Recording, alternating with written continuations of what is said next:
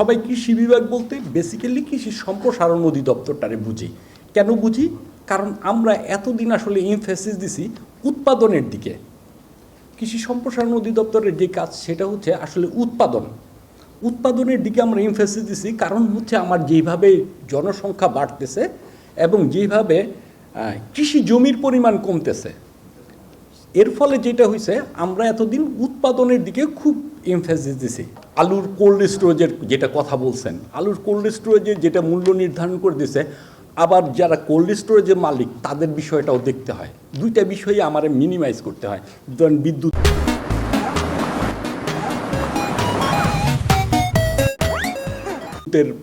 মূল্য বৃদ্ধি, এটা একটা বিষয় থাকে। তাদেরও কিছু ওই যে লেবার কস্টের বিষয় থাকে, তাদের পরিচালন ব্যয় থাকে। সব কিছু বিষয়গুলো বিবেচনা করেই আমাদের বিবেচনা করতে হয় আসলে। তারপর আপনারা বলছেন অন্যদিকে আপনাদের, আমি কিন্তু কোল্ড স্টোরেজ মালিক সমিতির কাছ থেকে চিঠি পাইছি যে এটা পুনর্নির্ধারণ করার জন্য 6 টাকা 75 পয়সা তাদের হচ্ছে না, এরকম একটা চিঠি সম্ভবত ইতিমধ্যে আমার কাছে আসছে। আবার আপনারা যেটা বললেন যে না এটা আরও কমানোর জন্যে, তো আমি যেটা হয় হচ্ছে যৌক্তিক একটা বিষয়, এটা আমরা চিন্তা ভাবনা করবো। করতে দেওয়া হয় তখন কৃষক এমনি বিপদে থাকে উৎপাদন মৌসুমে, তখন তাদের মাথায় বাড়ি পড়ে যায়। শুধুমাত্র আমদানি করা না, এলসি খোলা হবে এই কথাটা শুনলেই বাজারে একেবারে নিচে চলে আসে। তো স্যার আমরা এটা যে সমন্বয়ের কথা যে বলছি, সমন্বয়টা খুব জরুরি।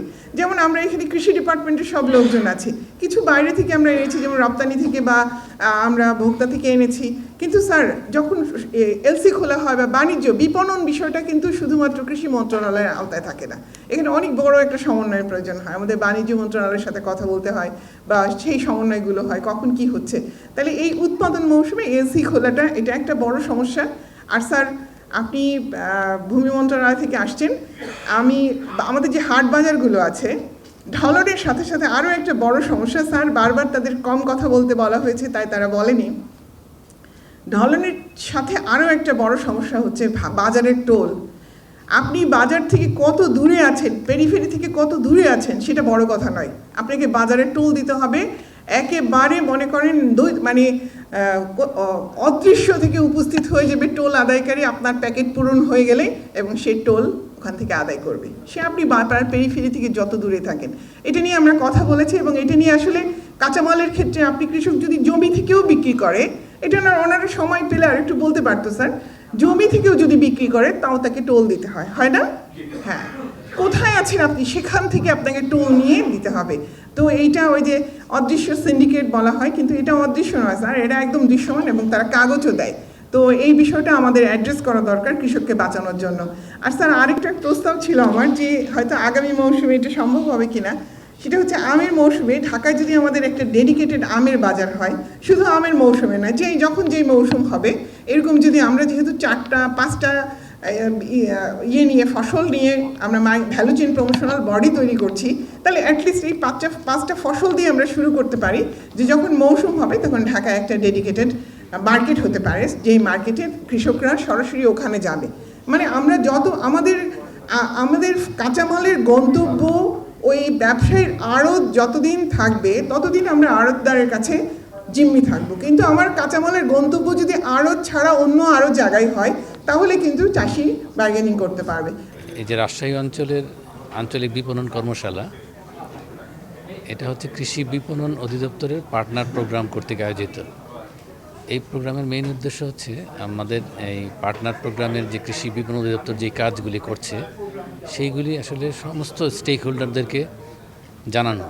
কারণ একটা কৃষির সাথে উৎপাদন থেকে শুরু করে একদম ভোক্তার কাছে পৌঁছানো পর্যন্ত অনেক ধরনের স্টেক হোল্ডারের সাথে জড়িত থাকে। যেমন উৎপাদনকারী যার কাছ থেকে সার কিনে বা বিভিন্ন ধরনের কীটনাশক কিনে, উনি একজন হচ্ছে ইনপুট সেলার, তারপরে যিনি পরিবহন করে নিয়ে যায় পরিবহন ব্যবসায়ী, তারপরে যিনি প্রসেসিং করে উদ্যোক্তা, যিনি এটা বিদেশে রপ্তানি করে রপ্তানিকারক, এইভাবে অনেক ধরনের স্টেক হোল্ডার একটা কৃষি পণ্যের সাথে জড়িত থাকে। আমরা এই সমস্ত স্টেক হোল্ডারদেরকে পার্টনার প্রোগ্রামের কৃষি বিপণন পার্ট কী কাজ করছে সেটা জানানোর জন্য মেনলি এটা এই ওয়ার্কশপ। এবং আমাদের দুটা কাজ এখানে, একটা হচ্ছে 20,000 উদ্যোক্তা উন্নয়ন করা সারা বাংলাদেশের, তার 12,000 মহিলা এবং 8,000 হচ্ছে পুরুষ। আর আরেকটা হচ্ছে 5টা পণ্যের value chain promotional body established করা হবে এবং সেই ভ্যালু চেইন প্রমোশনাল বডিকে অ্যাক্টিভ করা হবে। এই ভ্যালু চেইন প্রমোশনাল বডিগুলি হচ্ছে আম, কাঁঠাল, আলু, টমেটো এবং সুগন্ধি চাল। মানে এই 5টা পণ্যকে উৎপাদন থেকে শুরু করে একদম বিপণন পর্যন্ত যত ধরনের সমস্যা এই পণ্যগুলির, এই সমস্যাগুলি সমাধানের ব্যাপারে 5টা বডি কাজ করবে। এটাই আসলে মেইনলি আমরা মাঠ পর্যায়ে সমস্ত জনগণকে জানানোর জন্যই এই মেইনলি এই প্রোগ্রামের আয়োজন, এই ওয়ার্কশপের আয়োজন আর কি।